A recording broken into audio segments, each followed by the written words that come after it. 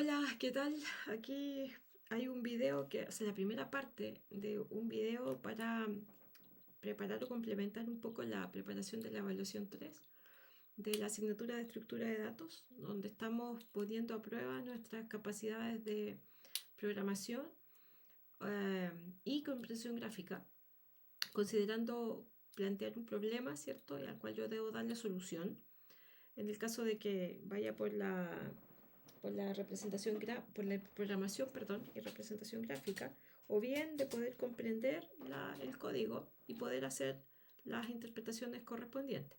Si bien es cierto, este ejercicio está pensado desde generar una solución, también es válido para poder ir mostrando cómo es la comprensión de gráfica de mi solución, ¿ya? Independiente de si la programo o no, cómo yo puedo representarla después, ya sea, aunque vea el código. Entonces, el ejercicio apunta a procesamiento en etapas de una red, es el título que lleva, y el contexto es que una organización analiza una red de interacción entre distintos elementos. Esta red puede ser modelada como una estructura donde existen conexiones entre pares de elementos.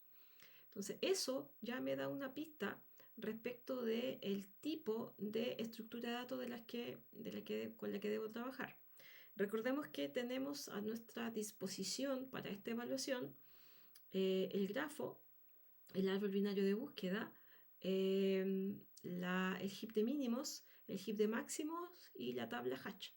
Entonces, todas esas, desde el punto de vista práctico, están disponibles para que nosotros utilicemos. ¿Qué es lo que debiésemos hacer? Es escoger una de ellas en función del problema que nos están pidiendo resolver. Aquí, dado lo que acabo de leer en ese primer párrafo, ya me indica que como estoy hablando de elementos que tienen conexiones, la estructura de datos que me apoya con eso es el grafo. El grafo tiene dos representaciones, la matriz de adyacencia y la lista de adyacencia. Independiente de cuál esté usando, la representación del grafo como identificando sus elementos y sus interacciones es la misma, ya que es lo que voy a hacer ahora para representar ese grafo que me están dando. Dado que eh, nuestra implementación para representar el grafo por matriz o por lista de adyacencia maneja archivos de texto donde yo le voy a indicar las aristas y mis vértices. Entonces yo tengo dos archivos aquí, que tengo los vértices, los 5 vértices disponibles, ¿verdad? Y tengo por otro lado el de las aristas, que está aquí. Entonces tengo mis aristas y tengo mis vértices. Las aristas son A, B, B, C, C, D, A, E, A, C. Y los vértices son de la A a la E. Entonces, lo que estamos intentando representar es esos elementos que me lo indican en la problemática y las conexiones están dentro del archivo de aristas. Se requiere construir un sistema de preprocesamiento dividido en dos etapas, donde la salida de la primera etapa es la entrada de la segunda. Entonces, la primera etapa dice que debo analizar la influencia indirecta. ¿A qué se refiere eso? ¿Cómo relaciona ese concepto? Dice que se desea analizar para cada elemento de la red su nivel de influencia indirecta. Se define la influencia indirecta de un elemento como, aquí viene lo importante, lo medular del asunto, la cantidad de elementos distintos a los que puede llegar en exactamente dos pasos, desde un vértice a otro, sin considerar el propio elemento, es decir, de dónde partí, y tampoco repeticiones. Esa es la primera etapa. ¿Qué tengo que hacer? Tengo que implementar una función que reciba una representación de la red. Esa representación puede ser como matriz o puede ser como lista de adyacencia. Tengo que calcular la influencia indirecta de cada uno de los elementos, es decir, de cada uno de los vértices, y luego tengo que almacenar esos valores en una estructura que me permita acceder eficientemente al menor valor almacenado, es decir, la influencia más pequeña. Entonces, dice acceder eh, eficientemente. Significa que en ese caso la estructura de la que me tengo disponible, que me sirve y aplica para ese requerimiento el heap de mínimos. Entonces, mi primera función debería tener o recibir una representación de grafo, ya sea matriz o sea lista, y debería salir un heap. En la segunda ¿cierto? Función, que es la que se especifica acá. Dice, a partir de los valores generados en la etapa anterior, entonces se desea seleccionar los elementos más relevantes, es decir, los más con mayor influencia. Desde el punto de vista de la influencia, ya no tengo acceso al vértice, que eso define otra estructura, que haga un merge entre los dos resultados. No, ya esta función que tiene que recibir la estructura generada en la etapa 1, procesar los elementos y generar una nueva estructura donde yo pueda acceder a los de manera rápida, ¿cierto? Eficiente al mayor valor, ¿ya? Para contener únicamente los n valores más altos. Entonces, en este caso, mi segunda etapa va a recibir la etapa anterior, que es un heap de mínimos, y va a generar un heap de máximos. Entonces, si yo quisiera representar mi proceso completo, tendría que definir, ¿cierto? Aquí la etapa 1, aquí tengo mi etapa 1, la voy a mover para acá, y voy a copiar y voy a pegar a la etapa 2. Entonces, me dice específicamente que, etapa 2, que en la etapa 1 le va a entrar a la etapa 1 le entra un grafo, ¿cierto? Mi red, y aquí yo tengo que decidir si va a ser por matriz o por lista. El ejercicio está pensado para que sea por matriz de adyacencia. No debería haber ningún inconveniente en que sea por lista. Ya la implementación va a cambiar nomás porque la representación interna de mi grafo va a ser distinta. Entonces, aquí vamos a poner que va a recibir una matriz de adyacencia. Ese es el input que va a recibir. Entonces, aquí tenemos eso, le entra y sale un heap de mínimos que es la entrada a la otra etapa. Entonces aquí decimos heap de mínimos. Mínimos. Ya, perfecto. Entonces aquí estamos. Y en la etapa 2 le entra el heap de mínimos y según lo que habíamos revisado, ¿cierto?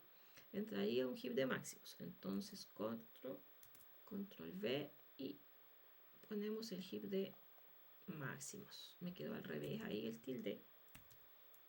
Ahí sí, máximos. Y aquí no tiene ninguna importancia, pero ya. Listo. Esa es la descripción de mi proceso. Ahora, obviamente, yo cuando implemente esto, voy a tener que generar la matriz desde un archivo o los archivos de vértice y arista, pero eso lo hace en mi propia implementación del grafo. Entonces, cuando yo le pido crear la matriz, le paso los archivos y lo genera automáticamente. O sea, me genera la matriz automáticamente. Entonces, ¿qué vamos a hacer ahora? Teniendo mi proceso descrito, voy a ir a reflejar cómo queda mi grafo considerando los 5 vértices que tenemos y las aristas que tenemos.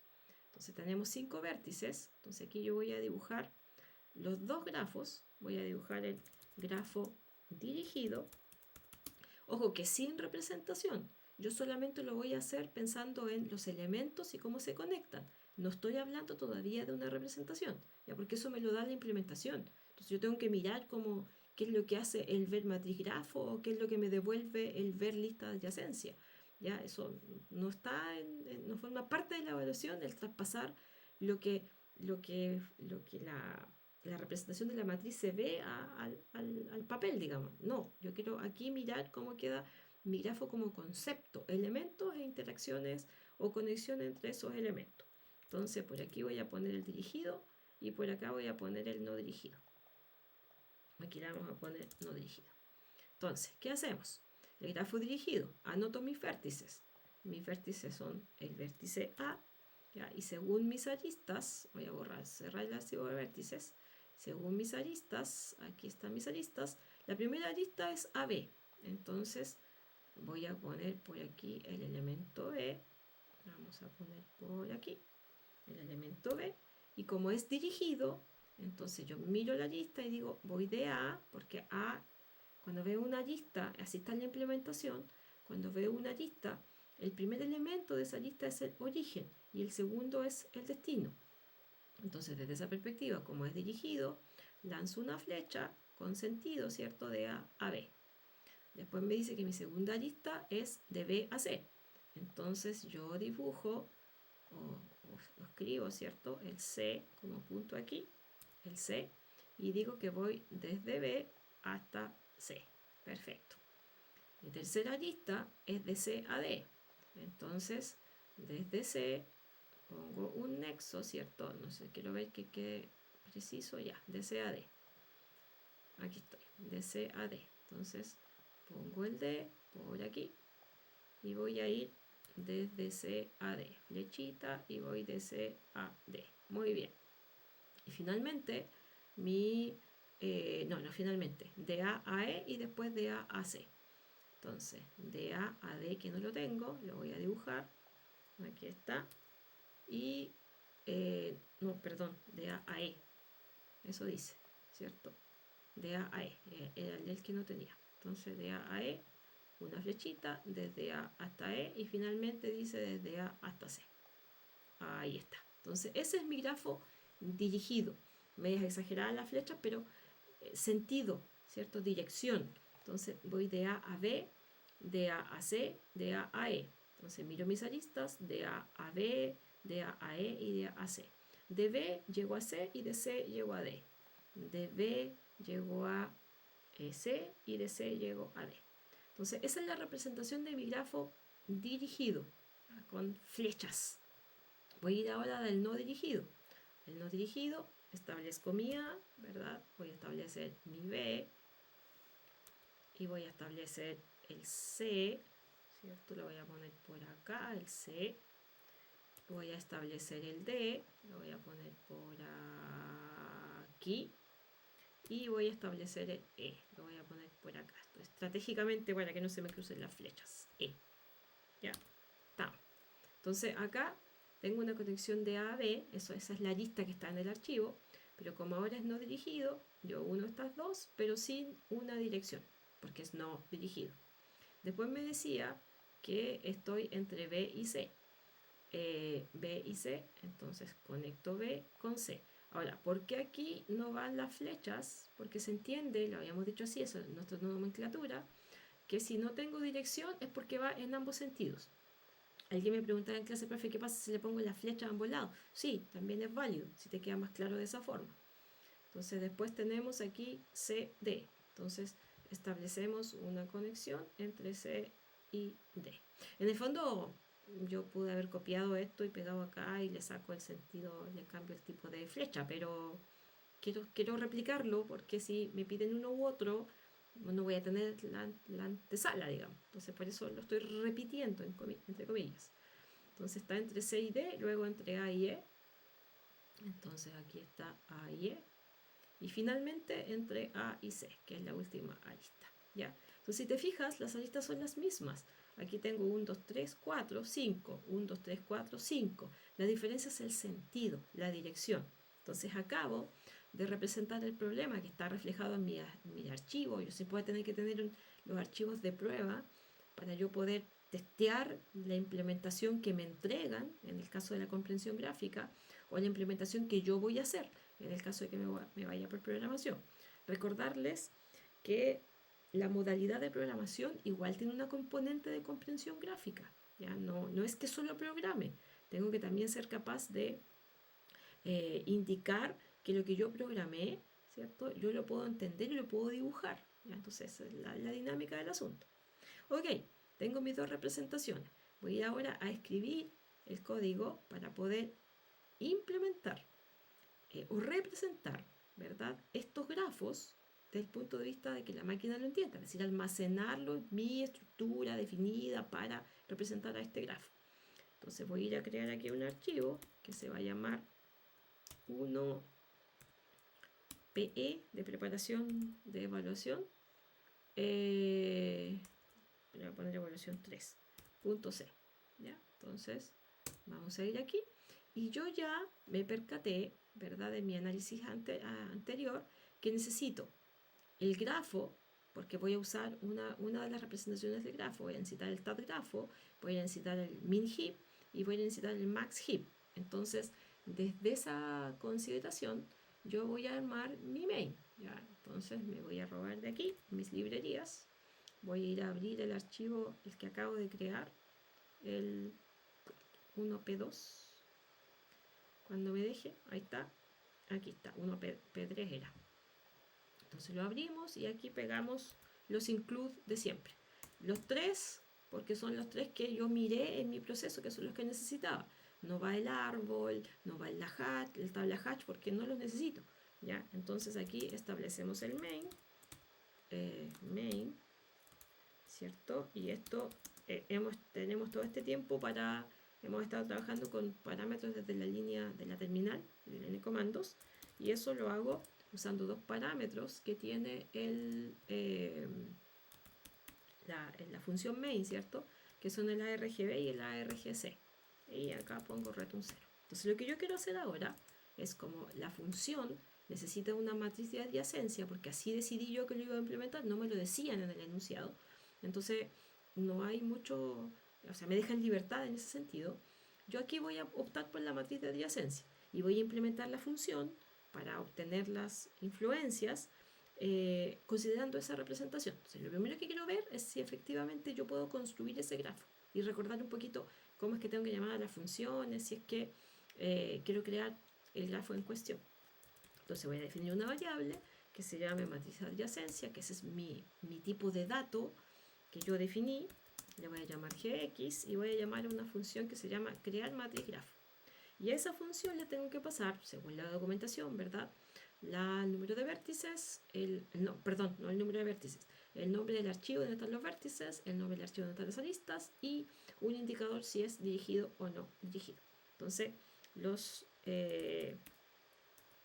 nombres de los archivos, primero le voy a pasar el archivo de vértices, luego le voy a pasar el archivo de las aristas y finalmente le voy a pasar, convertido a entero, ¿cierto? El tercer parámetro, el cuarto parámetro en realidad, de la línea de comando. Voy a omitir las validaciones, ya, porque si me pasan menos parámetros o si me pasan más parámetros, no debería considerarlo, pero aquí por la simpleza solo voy a pasarle y voy a confiar en de que van a venir los tres argumentos, vértices, aristas y el indicador si es dirigido o no dirigido. Entonces voy a ver el matriz grafo y a eso le tengo que pasar un gx.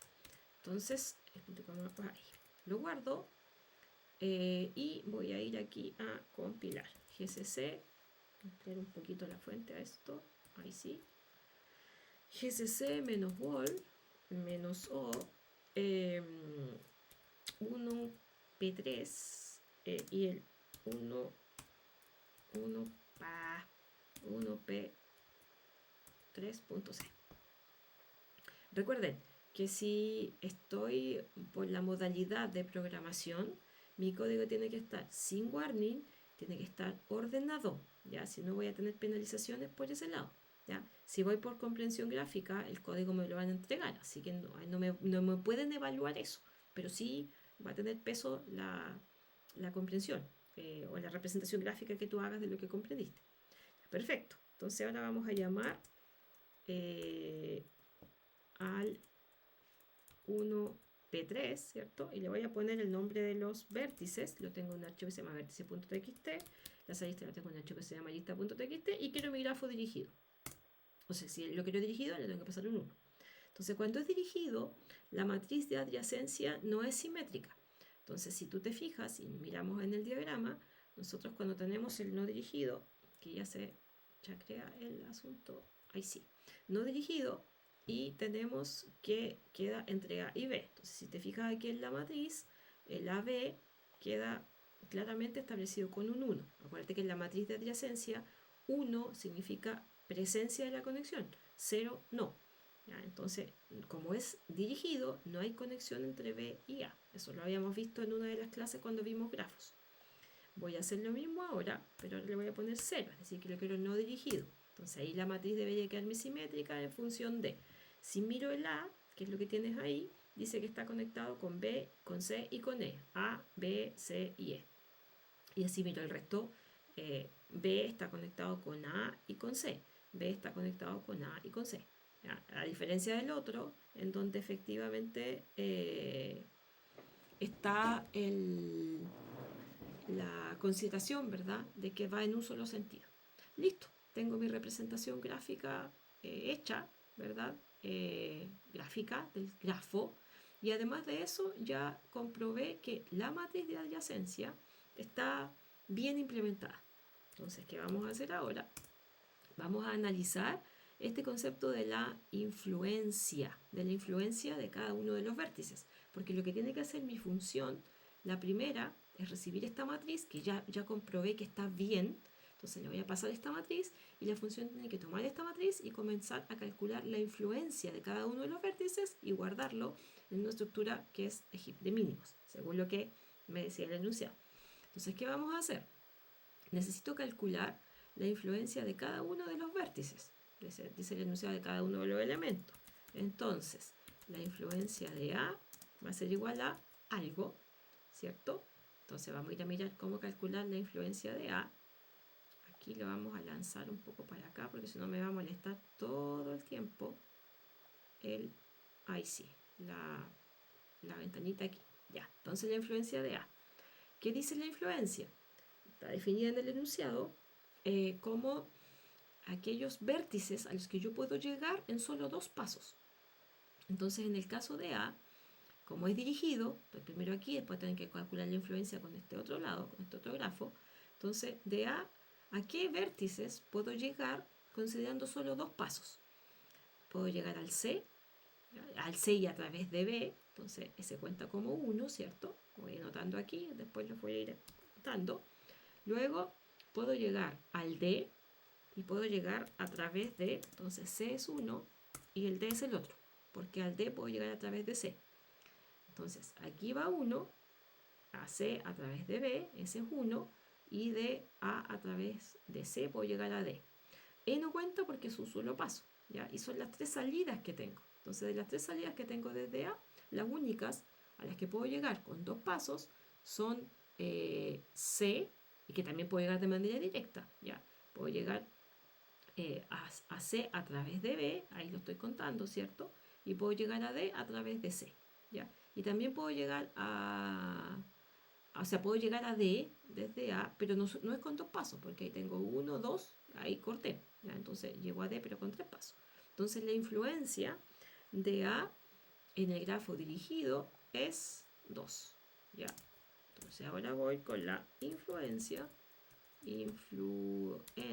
de B. Y eso va a ser igual a algo. Entonces voy a borrar esto, porque no me sirve. Ahora con B. Las únicas flechas que salen de B es una sola. Entonces aquí yo puedo llegar al único nodo que puedo llegar con 2 pasos es a D. Entonces la influencia de B es 1. Establecemos aquí 1. Entonces ahora viene la influencia,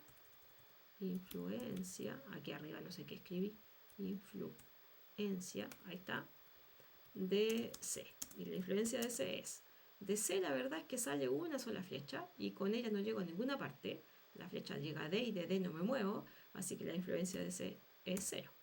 Y aquí dice la influencia de D, que en este caso de D no sale nada, entonces no puedo llegar a ningún nodo.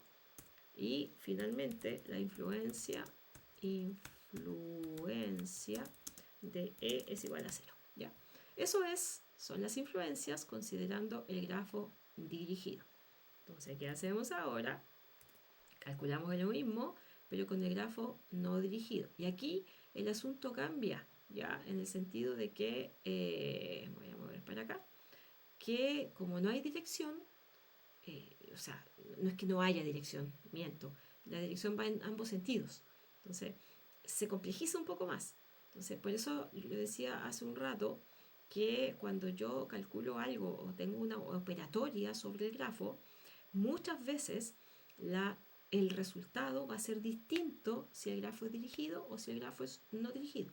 Entonces, en este caso, yo quiero representar a mis elementos y sus conexiones en ambos sentidos. Entonces, mi influencia de A, de B y de C no es la misma porque puedo llegar en ambas direcciones. Entonces, voy a borrar todo eso y vamos a ir calculando. Aquí es un poco más largo el proceso porque como ida y vuelta, ¿no? Entonces, acá vamos a ir por A para calcular el de A. Entonces, voy anotando aquí para después ir contando cuántas son. Eso lo tiene que hacer mi implementación, pero yo estoy intentando representar mi solución gráficamente, de tal forma que cuando yo tenga que codear, ¿cierto?, mi solución o, o mostrar su ejecución en el caso que me la estén pasando, ¿verdad? Que se entienda, que yo comprendo lo que hice o lo que me están pasando que, para yo poder probarlo. Esa es la influencia de A. O sea, que voy anotando todos los nodos a los que puedo llegar desde A en 2 pasos. Si me fijo, a E no me sirve, a C puedo llegar, ¿cierto? A través de B, entonces ahí va el primero. Puedo llegar a D a través de C, ahí está. Puedo llegar a B a través de C. ¿Ya? Entonces, no se me pueden repetir, lo dice el enunciado. Entonces, desde A salen 3 flechas. El E no me sirve. ¿Ya? El B me lleva, si me conecto con B, me lleva a C. Ahí tengo uno. Si me conecto con C, me voy a llevar a B. Ahí tengo otro. Y si me conecto con C, también me lleva a D. Entonces, la influencia de A es 3. Perfecto. Borramos esto y ahora voy con B. Desde B salen 2 flechas. Entonces, desde B me queda poder llegar a E, que lo hago, perdón, a E, que lo hago a través de A.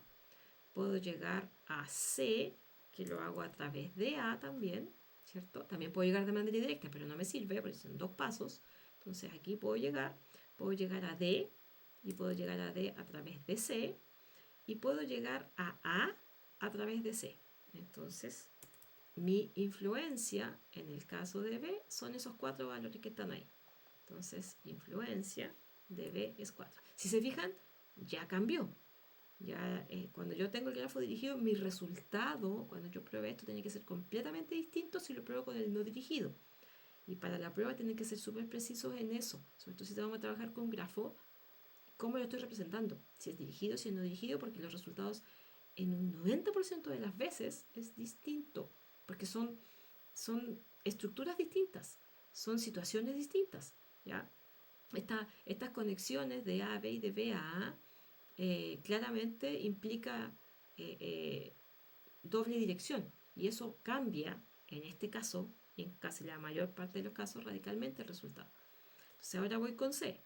Con C, acá, borramos esto. Con C, salen 3 flechas de ahí. El D no me sirve, porque un solo paso. Voy a llegar a E a través de A. Voy a llegar a B a través de A. Voy a llegar a E a través de A, ya lo conté. Voy a llegar a B a través de A. ¿Y cuál más? Aquí hay uno. Mi torpedo dice que tienen que ser 3. Entonces, de C a B, ahí hay uno. Y puedo llegar a E a través de A. Puedo llegar a A través de B. Entonces, ahí están los 3. Entonces, aquí hay uno, el E, aquí hay otro, el B, y aquí hay otro, el A. Entonces, la influencia de C es 3. Ahora voy con D. De D sale una sola flecha, así que podría llegar a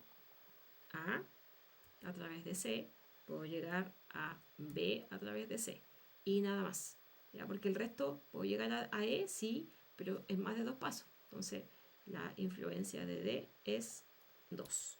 Y finalmente, aquí tenemos, vamos a contar las de la E, perdón. Desde E sale una sola flecha, así que pues que es más corto por acá. Puedo llegar a B a través de A y puedo llegar a C a través de A también. Y nada más, ¿ya? Porque el único nexo que tengo, la única salida que tiene A través de A. Entonces, A lo uso como intermediario y a quienes llega A con un paso más, a B y a C. Entonces, la influencia, muy bien. La influencia de, me acabo de echar todo lo que, ahí sí. La influencia de estos, ¿ya? Ahí está. Entonces esto lo borramos y así me queda mi representación, mi análisis, digamos. ¿Qué tenemos hasta ahora? Logramos de distinguir, ¿cierto?, del enunciado cuáles son las etapas que forman parte de mi proceso que me están pidiendo, lo que entra cada una y lo que sale, súper descriptivo de acuerdo a lo que dice el enunciado. Tomé decisiones respecto del heap de mínimos y del heap de máximos. Tomé una decisión súper externa a lo que decía el enunciado, porque yo decidí que voy a hacer una implementación usando una matriz de adyacencia, dibujé los grafos, dirigido y no dirigido, en función del testing de aristas y de vértices que tengo, y logré calcular teóricamente las influencias de cada uno de los elementos. Lo que tengo que hacer ahora es implementar una función que, si yo le paso un grafo como matriz de este estilo, entonces me debe devolver un heap con estos valores. Si yo le paso el grafo con una representación de matriz de adyacencia no dirigido, me debe devolver esto. O sea, ya todos sabemos que en el heap de mínimos aquí tendría que estar el 0 en la raíz y aquí tendría que estar el 2 porque es el valor más pequeño de todos. ¿Y eso por qué? Porque el enunciado me indicaba que tenía que ser un heap de mínimos. Entonces, este primer video va a ir apuntando a las representaciones gráficas del problema, de mis etapas, ¿cierto? Y de la dinámica de la función 1. ¿Ya? La dinámica de la función 2 es bastante simple, la verdad, pero el 1 es donde estaba el foco y el centro de todo. Entonces, en el siguiente video, y te voy a dejar espacio ahora para que tú puedas implementarlo, ¿cierto? Implementar esto de acuerdo a lo que pedíamos, y luego comprobar que dado ese grafo me devuelva esto. ¿Ya? Si quieres puedes ir imprimiendo las influencias o derechamente de guardarlas en el heap, ¿verdad? Para que veas que cómo va quedando tu implementación y que debes responder a estos resultados. En el siguiente video voy a implementar la función y después la voy a conectar con la etapa 2. Insisto, la función de la etapa 2 es mucho más sencilla. Y con eso tengo la solución a mi problema completo. Siempre va a ser bueno, insisto, en que uno pueda entender lo que tiene que hacer. Si yo entiendo lo que tengo que hacer, codearlo va a ser el mínimo esfuerzo. Pero si yo no logro tener claro lo que quiero o cómo lo debo hacer, esto es tiempo y plata perdida. ¿Ya? Entonces, por ahora vamos a pausar hasta aquí. Ya he logrado leer o crear un grafo en función de los dos archivos de texto, los dos tipos de grafo, dirigido y no dirigido, solo usando matriz de adyacencia, eso es verdad, y logré analizar las salidas que debería tener mi función cuando yo lo pruebo con un grafo dirigido de este tipo o con un grafo no dirigido de este tipo, ¿ya? Entonces, eso es, quedando a la espera del segundo video para que pueda salir el resultado aquí de cómo queda esto, que aquí teóricamente creí entenderlo, ¿verdad? Y cómo lo llevo ahora a la práctica y a la implementación ahí para que esto funcione. Muchas gracias y espero que te sirva de algo para la evaluación número 3. Adiós.